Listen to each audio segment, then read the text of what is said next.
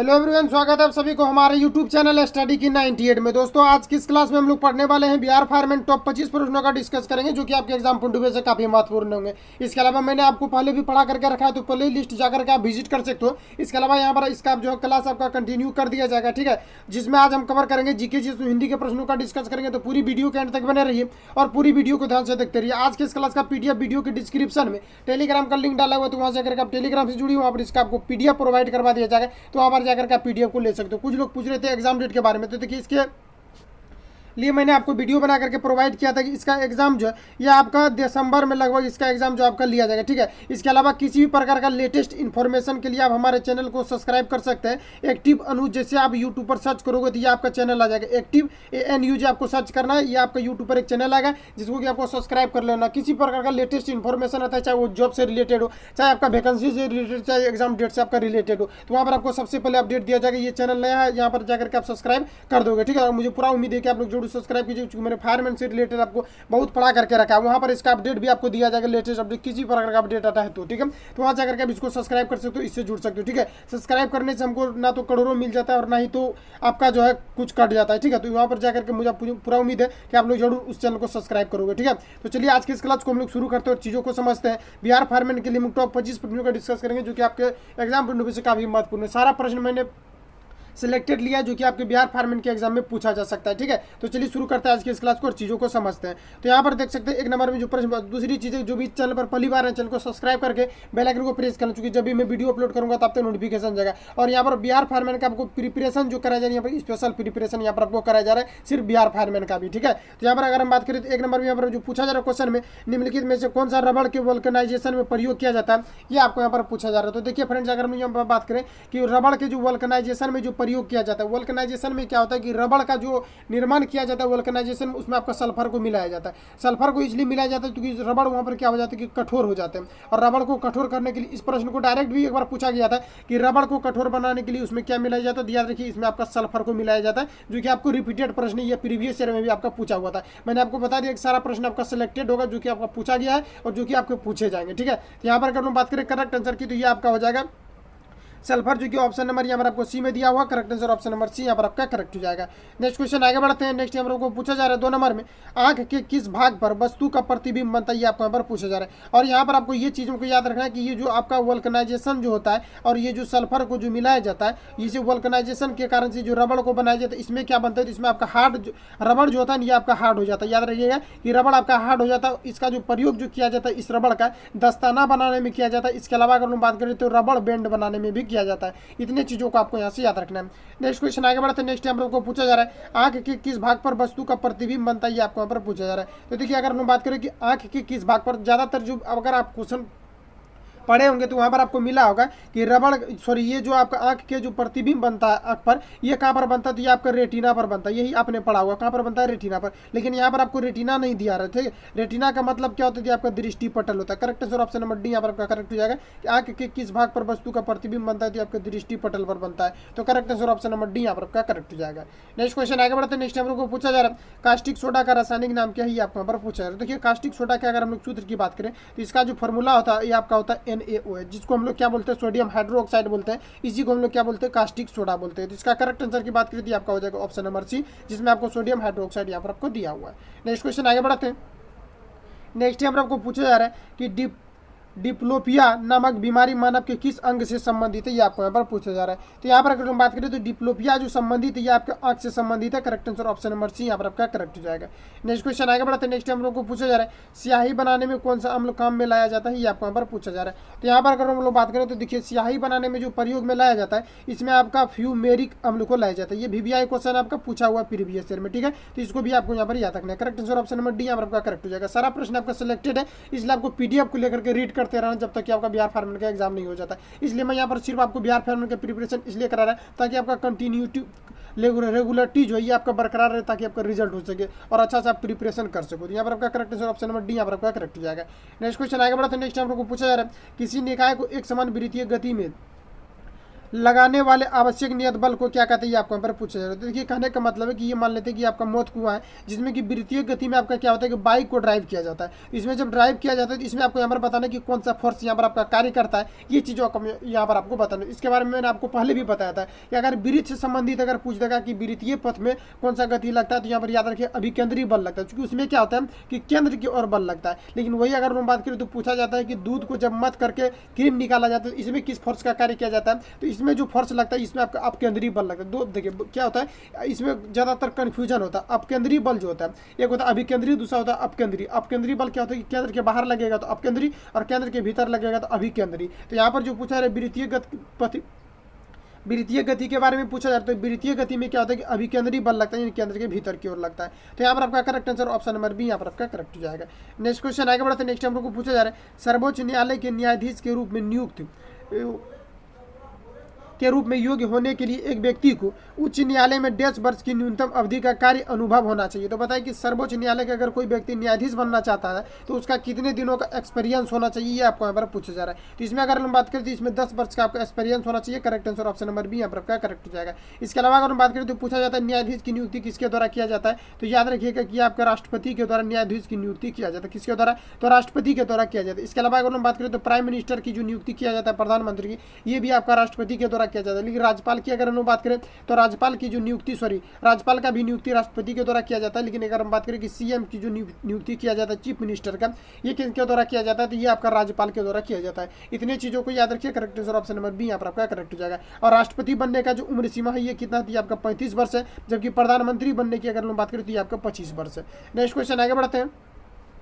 Next हम लोग को पूछा जा रहा है किसी तत्व का इलेक्ट्रॉनिक विन्यास 285 है, तो उस तत्व का नाम क्या होगा, ये आपको यहाँ पर पूछा जाता है। देखिए इलेक्ट्रॉनिक विन्यास होता है, जैसे कि हम लोग मान लेते हैं कि आप अगर किसका लिखते हैं तो मान लेते हैं कि आप सोडियम का अगर इलेक्ट्रॉनिक विन्यास लिखते, सोडियम का परमाणु संख्या कितना है, तो 11। इसका अगर आप लिखते हो तो ये आप कितना लिखते हो, 281 लिखते हो। और इसी को अगर हम लोग ऐड कर देते हैं तो कितना हो जाता है, 11। 11 किसका होता है, ये आपका किसका हो जाता है, सोडियम का। तो दूसरी चीज़ यहाँ पर जो पूछा जा रहा है उसी प्रश्न को दूसरे रूप में कि 285 है, तो इस किसका जो इलेक्ट्रॉनिक विन्यास यानी कॉन्फ़िगरेशन लिखा हुआ है, इन चीज़ों को आपको यहाँ पर पूछा जा रहा है। तो यहाँ पर अगर बात करें तो 8 और 5 कितना हो जाएगा, 13, और 2 कितना हो जाएगा आपका 15। तो 15 पर आपका क्या होता है, इस पर आता है आपका फास्फोरस आता है। तो फास्फोरस यहाँ पर आपका ऑप्शन नंबर सी यहाँ पर आपका करेक्ट हो जाएगा।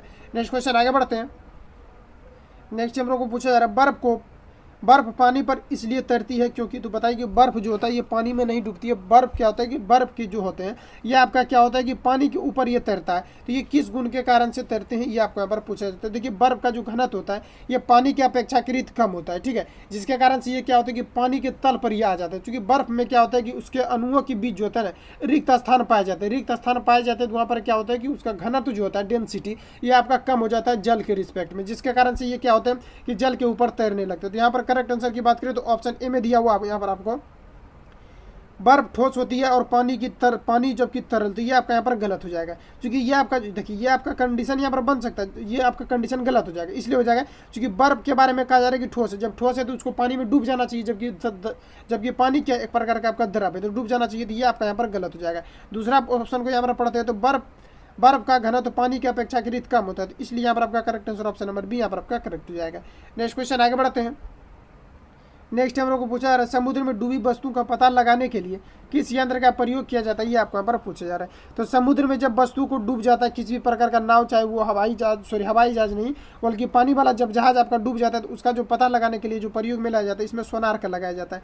सोनार क्या करते हैं कि यहाँ पर से जो भेजा जाता है ध्वनि को भेजा जाता है, और ध्वनि क्या होता है कि पुनः रिफ्लेक्ट होकर यहाँ पर सुनाई पड़ता है, और उसके द्वारा जो पता लगाया जाता है कितना दूरी में है, दूरी बराबर क्या होता है, इसमें हो जाता है आपका 4 गुना समय हो जाता है, ठीक है, 4 गुना आपका समय हो जाता है। तो इसमें कितना चाल से ध्वनि को भेजा जाता है और कितना समय के बाद वो रिफ्लेक्ट होकर पुनः जो इको आपका सुनाई पड़ता है, उसी के द्वारा जो निकाला जाता है ये आपको दूरी निकाला जाता है, कितना दूरी पर किसी वस्तु को जो है वहाँ पर आपका भेजा गया है या डुबाया गया है, ठीक है। तो ये किसके द्वारा, तो ये आपका सोनार के द्वारा पता लगाया जाता है। करेक्ट आंसर ऑप्शन नंबर यहाँ पर आपका करेक्ट हो जाएगा। नेक्स्ट क्वेश्चन आगे बढ़ते हैं। नेक्स्ट हम लोग को पूछा जा रहा है रामधारी सिंह दिनकर का जन्म कहाँ हुआ था, ये आपको यहाँ पर पूछा जा रहा है। तो रामधारी सिंह दिनकर का जो जन्म हुआ था ये बिहार के बेगूसराय डिस्ट्रिक्ट में हुआ था। Correct answer option number B यहाँ पर आपका करेक्ट हो जाएगा। बेगूसराय में एक सिमरिया नामक गांव है जहाँ पर इनका जन्म हुआ था। Correct answer option number B यहाँ पर आपका करेक्ट हो जाएगा। नेक्स्ट क्वेश्चन आगे बढ़ते हैं। नेक्स्ट हम लोग को पूछा जा रहा है पतन का विपरीत शब्द क्या होगा, ये आपको यहाँ पर पूछा जा रहा है। तो यहाँ पर अगर हम बात करें कि पतन का जो विपरीत शब्द होगा ये आपका हो जाएगा उत्थान। Correct answer option number A यहाँ पर आपका करेक्ट हो जाएगा। नेक्स्ट क्वेश्चन आगे बढ़ते हैं। नेक्स्ट हम लोग को पूछा जा रहा है कि दंत चिकित्सक दांत के आवर्धित प्रतिबिंब देखने के लिए किस प्रकार के दर्पण का उपयोग किया जाता है, ये आपको यहाँ पर पूछा जा रहा है। तो देखिए आवर्धित करने का मतलब क्या होता है कि कोई भी वस्तु अगर छोटा है तो आवर्धित हो जाता है, तो ये क्या होता है कि बहुत बड़ी बड़ी दिखाई पड़ने लगती है, जिसके कारण से वहाँ पर क्या होता है कि इसमें जो प्रयोग किया जाता है व्यक्ति के दंत चिकित्सक में जब प्रयोग किया जाता है तो इसमें किसका प्रयोग किया जाता है, तो इसमें आपका अवतल दर्पण का प्रयोग किया जाता है। Correct answer option number B या सी यहाँ पर आपका करेक्ट है। अवतल दर्पण में क्या होता है कि वस्तु जो होता है ये आपका बड़ा दिखाई पड़ता है। इसके अलावा अगर हम बात करें तो उत्तल दर्पण में क्या होता है कि इसमें आपका छोटा दिखाई पड़ता है, क्योंकि उत्तल दर्पण का जो प्रयोग किया जाता है गाड़ी के साइड मिरर में किया जाता है, जिसके कारण से बड़ा बड़ा भी ट्रक आता है या तो बड़ा बड़ा अगर गाड़ी भी आता है तो ये क्या होता है कि पूरा फुल दिखाई पड़ जाता है, जिसके कारण से यहाँ पर क्या हो जाएगा, तो correct answer option number C यहाँ पर आपका करेक्ट हो जाएगा। क्योंकि उत्तल दर्पण में क्या होता है कि बड़ा प्रतिबिंब दिखाई पड़ता है, छोटा, और अवतल दर्पण की बात करें तो यहाँ पर आपका बड़ा प्रतिबिंब दिखाई पड़ता है। नेक्स्ट क्वेश्चन आगे बढ़ते हैं। नेक्स्ट यहाँ पर पूछा जा रहा है 14 नंबर में, बल एवं विस्थापन दोनों सदिश है और कार्य यहाँ पर दिया हुआ है, कार्य जो बल और विस्थापन का गुणनफल है ये किस प्रकार का राशि, ये आपको यहाँ पर पूछ रहे हो। तो देखिए बल क्या होता है, तो बल में क्या होना चाहिए कि इसमें आपका जो है मैग्नीट्यूड और डायरेक्शन दोनों होता है, जिसके कारण से ये आपका क्या होता है कि सदिश हो जाता है। विस्थापन में भी क्या होना चाहिए, तो इसमें भी आपका क्या होना चाहिए, तो इसमें भी आपका बल और डायरेक्शन आपका यानी कि दोनों होना चाहिए, यानी कि इसमें आपका फोर्स भी होना चाहिए और साथ में इसमें आपका डायरेक्शन होना चाहिए, यानी कि आप कह सकते हैं कि मैग्नीट्यूड और आपका इसमें डिस्प्लेसमेंट दोनों होना चाहिए। इसके अलावा यहाँ पर अगर हम बात करें तो कार्य के बारे में पूछा रहा है, तो कार्य बराबर क्या होता है आपका, इसमें आपका एफ एस कोस थीटा होता है, इसमें आपका एफ एस कोस थीटा होता है। तो कार्य बराबर क्या होता है, तो कार्य देखिए कार्य क्या होता है कि ये आपका जो है ना ये एक प्रकार का, इसमें किसी प्रकार का आपका डायरेक्शन नहीं होता है, क्योंकि कार्य क्या होता है एक प्रकार का मैग्नीट्यूड होता है। जो भी आप कार्य करोगे इसमें क्या होता है कि जैसे कि मान लेते हैं कि किसी वस्तु को यहाँ पर कोई व्यक्ति है और यहाँ पर किसी वस्तु को अगर वो उठाता है तो उठाने के बाद क्या होता है कि उसको अगर कहीं पर भी फेंक भी देता है तो इसमें अगर डिस्प्लेसमेंट हो गया तो इसमें आपका कार्य हो गया, लेकिन डिस्प्लेसमेंट अगर नहीं हुआ तो कार्य यहाँ पर आपका नहीं होगा, ठीक है। लेकिन इसमें अगर डिस्प्लेसमेंट हो जाता है तो इसमें क्या हो जाता है कि कार्य आपका हो जाता है, चाहे वो किसी भी डायरेक्शन में फेंक दे। तो इसमें क्या होता है कि आपका डायरेक्शन निश्चित नहीं होता है, और जिसमें कि आपका डायरेक्शन निश्चित नहीं होगा तो वो क्या हो जाएगा आपका, ये आपका अदिश राशि हो जाएगा। क्योंकि किसी भी सदिश राशि को होने के लिए उसमें आपका डायरेक्शन और दिशा इसमें आपका दिशा और जो है परिणाम ये दोनों होना चाहिए, लेकिन कार्य में ऐसा नहीं होता। तो इसलिए यहाँ पर आपका करेक्ट आंसर हो जाएगा आपका यहाँ पर क्या हो जाएगा, तो अदिश राशि है। कार्य क्या है, तो एक प्रकार का आपका अदिश राशि है। नेक्स्ट क्वेश्चन आगे बढ़ते हैं। नेक्स्ट हम लोग को पूछा जा रहा है 15 नंबर में। नेक्स्ट क्वेश्चन यहाँ पर आपको पूछा जा रहा है 15 नंबर में, प्रकाश की किरण विचलित नहीं होता है। तो बताइए प्रकाश की जो किरण होती है किसमें विचलित नहीं होती है, ये आपको यहाँ पर पूछा जा रहा है। तो यहाँ पर ऑप्शन ए में यहाँ पर आपको दिया समतल दर्पण के लंबवत परावर्तित होने पर। तो देखिए यहाँ पर जो आपका कन्फ्यूजन होता है, यहाँ पर आप ए को जो है यहाँ पर टिक कर दोगे, ठीक है। तो ये जो यहाँ पर आपका होता है यहाँ करेक्ट आंसर आपका अगर होना चाहिए तो यहाँ पर आपका ए होना चाहिए, लेकिन यहाँ पर हम लोग ऑप्शन को पढ़ते हैं। ऑप्शन यहाँ पर आपको बी में दिया हुआ है समतल दर्पण से तिरछी परावर्तित होने पर। तो देखिए तिरछी जब परावर्तित होगा तो ये आपका विचलित हो जाएगा, लेकिन यहाँ पर पूछा जा रहा है कि किसमें आपका विचलित नहीं होना चाहिए। तो ऑप्शन यहाँ पर आपको सी में दिया प्रिज्म से होकर निकलने पर। तो देखिए प्रिज्म में क्या होता है कि जब उसमें श्वेत प्रकाश को गुजारा जाता है तो ये क्या होता है कि अभी 7 रंगों में विभक्त हो जाते हैं। मान लेते हैं कि ये आपका प्रिज्म है और इसमें जब श्वेत प्रकाश आपका गुजरता है तो ये क्या होता है कि अभी 7 रंगों में विभक्त हो जाती है, जिसको हम लोग क्या कहते हैं, तो वर्णपट कहते हैं। इन्हीं इसको क्या होता है कि जिस पर्दे पर उतारा जाता है उसको हम लोग वर्णपट कहते हैं, और इस प्रक्रिया को हम लोग वर्ण विक्षेपण के नाम से जानते हैं। तो यहाँ पर जो पूछा जा रहा है ये भी आपका यहाँ पर गलत हो जाएगा। ऑप्शन डी में दिया आयताकार पट्टी की समांतर सतहों पर परावर्तित होकर निकलने पर। तो यहाँ पर करेक्ट आंसर जो यहाँ पर आपको दिया हुआ है ये आपका correct answer option number D यहाँ पर आपका करेक्ट हो जाएगा। सेकंड ऑप्शन की अगर हम बात करिए, अगर यहाँ पर ये ऑप्शन नहीं दिया हुआ रहता है तो यहाँ पर आपका correct answer option number A यहाँ पर आपका करेक्ट हो जाएगा कि समतल दर्पण से लंबवत परावर्तित होने पर। देखिए अगर मान लेते कि ये आपका समतल दर्पण है, ठीक है, इस पर क्या होता है कि किसी प्रकार का अगर किरण आता है तो ये जब लंबवत जब परावर्तित हो जाएगा तो ये क्या होगा कि पुनः इसी डायरेक्शन में मुड़ जाएगा, तो ये आपका परावर्तित नहीं होगा। तो करेक्ट आंसर ऑप्शन नंबर यहाँ पर आपका हो जाता है। अगर यहाँ पर ऑप्शन नंबर डी नहीं दिया हुआ रहता है तो यहाँ पर आपका correct answer option number D यहाँ पर आपका करेक्ट हो जाएगा। नेक्स्ट क्वेश्चन आगे बढ़ते हैं। नेक्स्ट हम लोग को पूछा जा रहा है ऊर्जा उत्पादन के लिए आवश्यक ताप नाभिकीय अभिक्रिया होती है। तो बताइए कि ऊर्जा उत्पादन के लिए आवश्यक ताप नाभिकीय अभिक्रिया जो होती है किस प्रकार की अभिक्रिया होती है आपको यहाँ पर पूछा जा रहा है। तो ये अगर हम लोग यहाँ पर बात करें तो ऊर्जा उत्पादन के लिए नाभिकीय अभिक्रिया कहाँ पर होती है, तो ये आपके तारों में होती है। तारों में क्या होता है कि नाभिकीय अभिक्रिया आपका होता है। तो correct answer option number B यहाँ पर आपका करेक्ट हो जाएगा। तारों के अंदर क्या होता है, ये नाभिकीय अभिक्रियाएं होती है। तो correct answer option number B यहाँ पर आपका करेक्ट हो जाएगा। इसके अलावा अगर हम बात करें तो याद रखिएगा सूर्य के बारे में भी पूछा जाता है। सूर्य में अगर पूछेगा कि सूर्य में सबसे ज़्यादा किस तत्व की अधिकता जो है पाई जाती है, तो इसमें आपका हाइड्रोजन की सबसे ज़्यादा अधिकता पाई जाती है। वही अगर हम वायुमंडल की बात करें तो वायुमंडल में सबसे ज़्यादा जो पाई जाती है इसमें आपका नाइट्रोजन की अधिकता सबसे ज़्यादा पाई जाती है। कितना पाया जाता है? तो 78% पाया जाता है। और सूर्य में हाइड्रोजन की अगर हम बात करें तो इसमें आपका 73% पाया जाता है। इन दोनों चीज़ों को बार बार रिपीट किया जाता है, ध्यान में रखेंगे। Correct answer option number B यहाँ पर आपका करेक्ट हो जाएगा। नेक्स्ट क्वेश्चन आगे बढ़ते हैं। नेक्स्ट हम लोग को पूछा जा रहा है, यहाँ से आपका मैथ का प्रश्न भी चालू हो जाता है। तो यहाँ पर तो ध्यान से यहाँ पर दीजिएगा, जो कि आपका प्रीवियस ईयर में भी पूछा हुआ, कुछ आपका प्रैक्टिस सेट पर भी आधारित होगा। दूसरी चीज़ें की जो बिहार फायरमैन के एग्जाम में जो मैथ से प्रश्न जो पूछा जाता है, इसमें आपका नॉर्मल कैटेगरी के प्रश्न पूछे जाएंगे, जो कि आपका अर्थमेटिक पर आधारित होंगे। ज़्यादातर इसमें आपका जो है एलजेब्रा से ही प्रश्न ज़्यादातर आपको पूछे जाते हैं। इस प्रकार का प्रश्न इसमें इसलिए ज़्यादा पूछा जाता है क्योंकि इसमें जो सिलेबस जो आपका दिया हुआ था, इसमें आपका 10th लिखा हुआ था, जिसके कारण से प्रीवियस ईयर में आपका 10th लेवल का ही क्वेश्चन जो इसमें आपका पूछा जाता है। लेकिन अगर हम लोग बात करें बिहार पुलिस का, तो बिहार पुलिस में क्या होता है कि इसमें आपका 12th लिख दे करके दिया जाता है। इसमें जो सिलेबस अगर आपने पढ़ा होगा, इसका जो भी इसका रहता है वो नोटिफिकेशन जो निकल करके आता है, तो इसमें आपका 12th लिखा रहता है, लेकिन बिहार फायरमैन में आपका 10th लिखा रहता है, जिसके कारण से इसमें मैथ जो पूछा जाता है लो कैटेगरी का पूछा जाता है। जिसके कारण आपको क्या करना चाहिए, ज़्यादा से ज़्यादा आपको प्रैक्टिस करना चाहिए। प्रैक्टिस करोगे तो रिजल्ट आपका जो है सुनिश्चित हो जाएगा, इसमें आपका ज़्यादा कंपटीशन नहीं रहता है। नेक्स्ट क्वेश्चन यहाँ पर आपको देखिए जो पूछा जा रहा है, यहाँ पर आपको 17 नंबर में 18 मीटर व्यास वाले एक वृत्ताकार मैदान को समतल करने की लागत क्या होगी यदि शुल्क यहाँ पर 125 प्रति वर्ग मीटर है, ये आपको यहाँ पर पूछा। तो सबसे पहले हम लोग को यहाँ पर क्या करना पड़ेगा, तो क्षेत्रफल निकाल लेंगे, उसी के क्षेत्रफल में 125 से गुना कर देंगे, तो ये आपका निकल जाएगा कितना उसमें जो है आपका खर्च को इन्वेस्ट किया जाना चाहिए। तो यहाँ पर अगर हम बात करें तो क्षेत्रफल निकालने के लिए जो फॉर्मूला होता है ये आपका क्या होता है, ये आपका पाई आर स्क्वायर होता है। पाई को कितना हम लोग रखेंगे, तो ये आपका 22/7 हो जाएगा।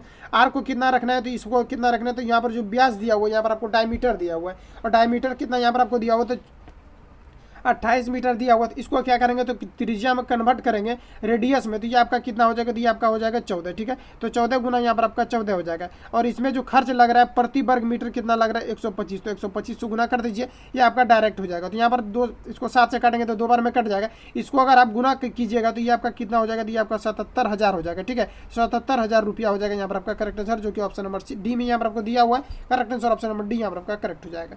नेक्स्ट क्वेश्चन आगे बढ़ते हैं। नेक्स्ट हम लोग को पूछा जा रहा है 18 नंबर में, यहाँ पर आपको बताना है इसका वैल्यू कितना होगा, ये आपको यहाँ पर पूछा जा रहा है। तो यहाँ पर देखिए जो यहाँ पर आपको दिया हुआ है, क्या दिया हुआ है, तो साइन थीटा, उसके बाद यहाँ पर आपको दिया हुआ है कॉस थीटा। ठीक है, उसके बाद यहाँ पर आपको मल्टीपल दिया, उसके बाद यहाँ पर आपको दिया हुआ है कॉस थीटा, और नीचे यहाँ पर आपको दिया हुआ है कोसेक थीटा। ठीक है, तो यहाँ पर चलिए हम लिख दिए कोसेक थीटा। इसको क्या करना, तो देखिए साइन थीटा बटे कॉस थीटा को हम लोग क्या लिख सकते हैं, तो इसको आप लिख सकते हैं टेन थीटा। यहाँ पर ऊपर में जो दिया ये आपका कॉट थीटा है। ठीक है, तो यहाँ पर हम बात करें तो इसको आप क्या लिख सकते हो, तो इसको साइन थीटा बटे कॉस थीटा को हम लोग क्या लिख सकते हैं, तो इसको हम लोग टेन थीटा लिख सकते हो। चलिए टेन थीटा लिख दिए, और ऊपर में आपका क्या है, तो यहाँ पर आपको कॉट थीटा यहाँ पर आपको दिया हुआ है, और नीचे यहाँ पर इसको आप क्या लिख सकते हैं, तो 1 बटे इसको आप साइन थीटा यहाँ पर आपका लिख सकते हैं। ठीक है, क्योंकि साइन ऊपर जाता है, आपका कोसेक में कन्वर्ट हो जाता है। और देखिए tan theta into cot theta बराबर आपका 1 होता है। कैसे होता है, तो समझिए यहाँ पर क्या हो जाएगा आपका टेन थीटा, और यहाँ पर आपको गुना दिया हुआ, तो 1 बटे यहाँ पर आप इसको कॉट को अगर नीचे लाएंगे तो आपका क्या हो जाएगा, तो टेन थीटा हो जाएगा। टेन कट जाएगा, आपका कितना हो जाएगा, तो 1 हो जाएगा। यानी कि 1 बटे 1, और उसके नीचे कितना हो जाएगा, तक आपका साइन हो जाएगा, और साइन ऊपर चला जाएगा आपका क्या हो जाएगा, क्योंकि जो भाग में रहता है ऊपर जाके ये गुना में चेंज हो जाता है। तो यहाँ पर आपका कितना बचेगा, तो ये आपका साइन थीटा बच जाएगा, जो कि करेक्ट आंसर ऑप्शन नंबर यहाँ पर आपको बी में दिया हुआ। Correct answer option number B यहाँ पर आपका करेक्ट हो जाएगा। नेक्स्ट क्वेश्चन आगे बढ़ते हैं। नेक्स्ट हमको पूछा जा रहा है इसमें 19 नंबर में अंक गणितीय श्रेणी का 125वां पद ज्ञात करें। तो यहाँ पर आपको बताना है कि अंक गणितीय श्रेणी का 125वां पद क्या होगा, ये आपको यहाँ पर पूछा जा रहा है। तो देखिए यहाँ पर जो आपको दिया हुआ ये आपका एपी से यहाँ पर आपको दिया हुआ है, यानी अर्थमेटिक प्रोग्रेशन से ये आपका क्वेश्चन पूछा गया है। तो यहाँ पर अगर हम बात करें तो यहाँ पर देखिए ऐसा अगर प्रश्न पूछा जाता है 125वां या किसी प्रकार का पूछा जाता है, तो इसमें आपको क्या करना है, अगर आप बेसिक फॉर्मूला पर जाते हैं तो वहाँ पर आपका काफ़ी ज़्यादा टाइम लग जाएगा, और वहाँ पर क्या होगा समय से पहले आपको सॉल्व भी नहीं हो पाएगा। तो यहाँ पर अगर 125वां पूछ रहा है तो आपको क्या करना है, ए प्लस 124 यहाँ पर आपको डी कर देना है। ठीक है, बस इसी फॉर्मूला पर आपको सेट कर देना है। मान लेते हैं कि इसके अलावा अगर आपसे पूछा जाता है 19वां पद क्या होगा, तो यहाँ पर आपको क्या करना चाहिए, तो एक यहाँ पर आपको ए करना है, प्लस आपको यहाँ पर क्या करना है, तो 18 डी कर देना है। बस यही आपका फॉर्मूला होता है। यानी करना क्या, तो आपको ए करना है, जो कि आपको यहाँ पर प्रथम पद दिया हुआ रहता है। इसके अलावा जैसे 19वां पूछेगा तो यहाँ पर आपको एक कम करके 18 लिखना है, और प्लस में आपको यहाँ पर डी को गुना कर देना। ठीक है, तो कॉन्सेप्ट आपका यहाँ पर क्लियर हो गया होगा। तो यहाँ पर जो आपसे पूछा जा रहा है 125वां निकालना है, तो यहाँ पर आपका क्या हो जाएगा ए प्लस यहाँ पर आपका 124 डी हो जाएगा। ए का मान यहाँ पर आपको कितना दिया हुआ, तो यहाँ पर आपको 5 दिया हुआ। इसके अलावा यहाँ पर आपका 124 हो जाएगा गुना आपका डी, यानी डी करने का मतलब कि डिफरेंस कितना है सभी पदों के बीच का अंतर, यानी जिसको हम लोग हिंदी में सार्व अंतर भी बोलते हैं। तो यहाँ पर आपका कितना हो जाएगा, तो यहाँ पर सारे पदों के बीच अंतर जो ये आपका 5 का है, तो 5 से गुना कर दीजिए। उसके बाद यहाँ पर आपको गुना करना है, तो 5 और यहाँ पर आपको गुना कर देना, गुना कीजिएगा तो यहाँ पर कितना हो जाएगा 124 पंचे आपका कितना हो जाएगा, तो ये आपका हो जाएगा 620 हो जाएगा। ठीक है, अब इसमें ऐड कीजिए तो यहाँ पर आपका कितना हो जाएगा 625 हो जाएगा। 625 की अगर हम बात करें तो ऑप्शन नंबर यहाँ पर आपको सी में दिया हुआ, correct answer option number C यहाँ पर आपका करेक्ट हो जाएगा। नेक्स्ट क्वेश्चन आगे बढ़ते हैं। नेक्स्ट नंबर को पूछा जा रहा है 20 नंबर में, उस बिंदु का निर्देशांक ज्ञात करें जो बिंदु 1, 3 तथा 2, 7 को जोड़ने वाली रेखाखंड को 3:4 में विभाजित करता है। तो कहने का मतलब ये आपका यहाँ पर एक रेखाखंड दिया हुआ है। यहाँ पर जो आपको पॉइंट जो यहाँ पर आपको दिया हुआ है, यहाँ पर आपको 1 और यहाँ पर आपको 3 दिया हुआ है। इसके अलावा यहाँ पर आपको 2 और यहाँ पर आपको 7 दिया हुआ है। इसमें यहाँ पर आपको क्या करना है, इसको जो विभाजित जो किया जाता है ये आपका 3 और 4 के रेशियो में विभाजित किया जाता है। तो यहाँ पर आपको क्या करना है, जैसे एक्स का मान निकालना है तो आपको क्या करना चाहिए कि ये जो आपका इसके साथ एक बार गुना करना है और 3 को आपको इसके साथ गुना करना है। तो यहाँ पर आपका कितना हो जाएगा, तो 3 दूना यहाँ पर आपका कितना हो जाएगा 6, और यहाँ पर 4 से 1 को गुना करेंगे यहाँ पर आपका कितना हो जाएगा 4, और नीचे क्या करना है तो 4 और 3 यहाँ पर आपका 7 हो जाएगा। उसके बाद ऐड करेंगे तो यहाँ पर आपका कितना हो जाएगा, तो 10 बटे यहाँ पर आपका 7 हो जाएगा, यानी एक्स का मान हो गया। उसके बाद वाई का अगर निकालना है तो अब क्या करना है, तो वाई का निकालने के लिए यहाँ पर आपको ये करना है कि इस 4 से एक बार 3 में गुना करना है, और ये यहाँ पर जो 3 दिया वो इससे आपको यहाँ पर पीछे वाला 7 से गुना करना है। तो यहाँ पर आप गुना करेंगे तो कितना हो जाएगा, 4 3 कितना हो जाएगा, ये आपको यहाँ पर 12 हो जाएगा। उसके बाद यहाँ पर आपको 3 से 7 को गुना करेंगे तो यहाँ पर आपको 21 हो जाएगा, बट्टे यहाँ पर आपका कितना हो जाएगा 7, जोड़ के भाग दे देना है। तो यहाँ पर इसको अगर ऐड करते दिया आपका कितना निकल करके आ जाएगा, तो ये आपका हो जाएगा 3 और यहाँ पर 3, यानी कि 33 बटे आपका 27, यानी एक्स का मान कितना होगा तो 10 बटे 7 और वाई का मान कितना होगा 33 बटे 7। तो ये देखिए किस ऑप्शन में दिया हुआ, तो ऑप्शन नंबर यहाँ पर आपको सी में दिया हुआ है, correct answer option number C यहाँ पर आपका करेक्ट हो जाएगा। नेक्स्ट क्वेश्चन आगे बढ़ते हैं। नेक्स्ट नंबर किस नंबर में पूछा जा रहा है, 12 है, 1 है, 10 है, उसके बाद 1 3 9 4 9 7 9 दिया हुआ, इसका माध्यिका क्या होगा ये आपको यहाँ पर पूछा जा रहा है। तो देखिए माध्यिका निकालने के लिए अगर बेसिक फॉर्मूला पर जाइएगा तो इसमें आपका काफ़ी टाइम जो ये आपका किल हो जाएगा। तो यहाँ पर हम लोग को सिंपली ये करना चाहिए कि यहाँ पर हम लोग को ये करना चाहिए कि इसमें देखिए एक ट्रिक है, अगर इस प्रकार से अगर डिजिट आपको यहाँ पर दिया हुआ रहता है तो आपको सबसे पहले यहाँ पर ये करना चाहिए, इसको आरोही क्रम में लिखना चाहिए। सबसे पहले यहाँ पर हम लोग ये करते हैं, इसको बढ़ते क्रम में हम लोग यहाँ पर लिख देते हैं। तो यहाँ पर देखिए सबसे पहले आपका यहाँ पर 1 हो जाएगा, क्योंकि माध्यिका निकालने के लिए सबसे आसान ट्रिक आपका यहाँ पर यही है। ठीक है, तो यहाँ पर आपका 1 हो जाएगा। इसके अलावा फिर आपको 1 दिया हुआ तो फिर एक बार 1 लिख दीजिए। उसके अलावा यहाँ पर देखिए 2 दिया हुआ नहीं, उसके बाद फिर यहाँ पर आपको 3 दिया, 3 एक जगह दिया हुआ तो 3 लिख दीजिए। उसके बाद यहाँ पर आपको देखिए 4 दिया हुआ तो 4 एक बार लिख दीजिए। उसके बाद यहाँ पर देखिए क्या दिया हुआ, 5 नहीं दिया हुआ, 6 नहीं दिया हुआ।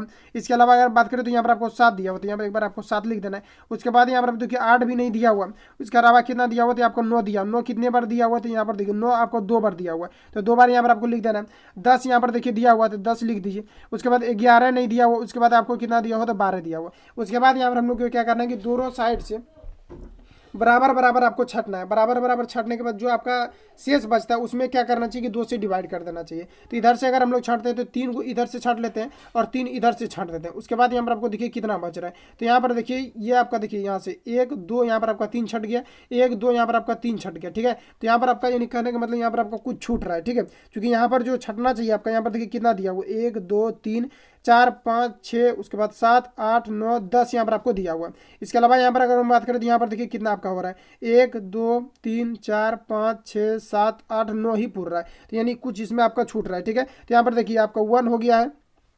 इसको एक बार हम लोग यहाँ पर फिर चेक कर लेते हैं। ठीक है, तो यहाँ पर आपका 1 हो जाएगा। उसके बाद फिर यहाँ पर आपको 1 दिया तो 2 बार आपका 1 1 हो गया। उसके बाद यहाँ पर चलिए 1 आपका हो गया, ये आपका 1 हो गया। ठीक है, उसके बाद यहाँ पर हम बात करें तो यहाँ पर आपको 3 दिया हुआ, तो यहाँ पर आपको 3 हो जाएगा। 3 आपको सिर्फ एक ही जगह दिया हुआ तो 3 हो गया।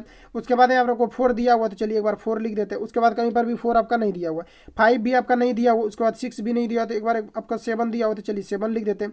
उसके बाद यहाँ पर आपका 8 भी नहीं दिया हुआ। ठीक है, उसके बाद 9 दिया हुआ, तो चलिए 9 आपका यहाँ पर हो गया क्लियर। उसके बाद 2 जगह 9 दिया हुआ, तो 2 बार चलिए 9 लिख दिए। उसके बाद यहाँ पर आपका देखिए क्या दिया हुआ 9 के बाद यहाँ पर आपको 10 दिया हुआ। ठीक है, तो यहाँ पर आपका 10 हो जाएगा। उसके अलावा यहाँ पर आपको कितना दिया हुआ तो 12 दिया हुआ। ठीक है, उसके बाद यहाँ पर हम छाटते हैं, तो यहाँ पर देखिए 2 इधर से छटा गया, 3 इधर से छाट देते हैं। उसके बाद यहाँ पर 3 छाट देना है। उसके बाद यहाँ पर आपको जो बच रहा है उसके बाद भी यहाँ पर आपका क्या बच रहा है, तो यहाँ पर देखिए आपका कुछ फिर छूट छोड़ा है। यहाँ पर देखिए 10 दिया हुआ है, तो चलिए यहाँ पर एक बार 10 को भी ले लेते हैं, ठीक है। तो यहाँ पर 10 देने के बाद भी आपका यहाँ पर छट रहा है, ठीक है। तो यहाँ पर देखिए कुछ यहाँ पर मिस्टेक हो रहा है, ठीक है। तो यहाँ पर आपका 12 भी है आपका, यहाँ एक बार छट गया। उसके बाद 9 देखिए यहाँ पर आपका 3 बार दिया हुआ था, ठीक है। तो यहाँ पर आपको 9 हो जाएगा। तो यहाँ पर देखिए तो यहाँ पर से आपका 4 तक छटेगा और यहाँ पर आपका 9 तक छटेगा। तो यहाँ पर 9 7 कितना हो जाएगा, तो 16 हो जाएगा। और 16 जो बीच में बचता है आपका, इसको जोड़ करके 2 से डिवाइड करने के बाद यहाँ पर आपका कितना हो जाएगा, 8 हो जाएगा। जो कि ऑप्शन नंबर यहाँ पर आपको बी में दिया हुआ correct answer option number B यहाँ पर आपका करेक्ट हो जाएगा। नेक्स्ट क्वेश्चन आगे बढ़ते हैं। नेक्स्ट आपको पूछा जा रहा है, एक पहिया यहाँ पर आपको दिया हुआ है 88 किलोमीटर की दूरी तय करने में 1000 चक्कर पूरा करते हुए पहिए की त्रिज्या क्या होगी, आपको यहाँ पर पूछा है। तो मान लेते कि कुछ किसी भी प्रकार का अगर यहाँ पर आपका एक प्रकार का ये पहिया है, और पहिया क्या होता है कि जितना ये रनिंग करता है, जितना ये डिस्टेंस कवर करता है, ये क्या होता है कि एक प्रकार का यहाँ पर जो होता है, ये एक प्रकार का क्या होता है कि ये आपका जो परिधि हो जाता है। क्योंकि पहिया का जो पूरा ये डिस्टेंस होता है, ये एक प्रकार का परिधि होता है, जो कि हम लोग 2πr करके इसको निकालते हैं। इसके द्वारा जो डिस्टेंस को कवर किया जाता है, इसको हम किससे मेजर करते हैं, तो 2πr से। तो इसके द्वारा जो यहाँ पर जो दूरी जो तय किया जा रहा है, कितना किया जा रहा है, तो यहाँ पर देखिए 88 किलोमीटर। तो पहिया का क्या है, ये परिधि है। तो परिधि बराबर यहाँ पर आपको कितना दिया हुआ, तो यहाँ पर आपको 88 दिया हुआ है। इसके अलावा यहाँ पर हम लोग क्या करेंगे, तो निकालना क्या होता है, त्रिज्या। त्रिज्या निकालने के लिए क्या करेंगे, तो 88 हो जाएगा। और इसके नीचे क्या हो जाएगा, तो पाई का मान कितना होता है, तो 22/7। 7 कहाँ चला जाएगा, तो उपका ऊपर चला जाएगा। उसके बाद यहाँ पर आर का मान कितना दिया हुआ, तो आर देखिए यहाँ पर आपको क्या करना है, निकालना है, ठीक है। तो अब इसको हम लोग सॉल्व करते हैं। तो आर हो गया उसका। और यहाँ पर जो 2 जो है यहाँ पर आपका ऊपर आ जाएगा, ठीक है। तो 22 से इसको डिवाइड करेंगे, तो आपका 4 बार में कटेगा। 2 से करेंगे तो आपका 2 हो जाएगा। 7 दूना कितना हो जाएगा, 14। जो ऑप्शन नंबर सी में दिया हुआ correct answer option number C यहाँ पर आपका करेक्ट हो जाएगा। नॉर्मली क्वेश्चन आपको पूछे जाएंगे। इसके अलावा मैंने उतना तक आपको पढ़ा दिया है, प्रीवियस ईयर वाला भी उतना आपको पढ़ा दिया है। इसके अलावा जो भी प्रैक्टिस मैंने मैथ का करवाया था, उसको जाकर के प्ले लिस्ट से जाकर के विजिट करते रहिए। वहाँ पर मैंने आपको जो है काफ़ी सारा प्रश्न को करा दिया। इसके अलावा भी मैथ का अभी आपका और जो है प्रश्न चलेगा, क्योंकि मैथ का जो प्रश्न पूछा जाता है इसमें आपको 9 से 10 नंबर का इसमें आपका मैथ को पूछा जाता है, ठीक है। जो कि ज़्यादा फास्ट भी नहीं पूछा जाएगा, लेकिन उस लेवल तक पढ़ा देंगे जहाँ तक कि आपका क्वेश्चन छूटेगा नहीं। नेक्स्ट क्वेश्चन है यहाँ पर आपका 2a यहाँ पर आपको दिया हुआ है, 3 भी दिया हुआ। उसके बाद यहाँ पर आपको इतना दिया, ठीक है। तो इसको सबसे पहले हम लोग यहाँ पर ये करेंगे कि यहाँ पर आपको ऐसा करते हैं कि जो इसमें जो ट्रिक जो हम आपको बताए थे, क्या बताए थे कि नज़दीक वाला का नज़दीक से गुना करना है और दूर वाला का दूर से गुना कर देना है। तो नज़दीक वाला का नज़दीक से गुना करेंगे और दूर वाला का दूर से गुना करेंगे। तो यहाँ पर आपका कितना हो जाएगा, तो यहाँ पर देखिए 9 से इसको गुना करना है, तो 9 दूना यहाँ पर आपका कितना हो जाएगा, 18, ठीक है। प्लस हो जाएगा 9 से फिर क्या करना है, इसमें गुना करना है। तो 9 तिरिक कितना हो जाएगा आपका 27। उसके बाद यहाँ पर आपका बी हो जाएगा, बराबर आपको यहाँ पर कर लेना है। उसके बाद यहाँ पर दूर वाला को दूर से गुना करना है। तो यहाँ पर देखिए 19 दिया कितना हो जाएगा आपका 57। यहाँ पर आपका कितना हो जाएगा, 57 ए हो जाएगा।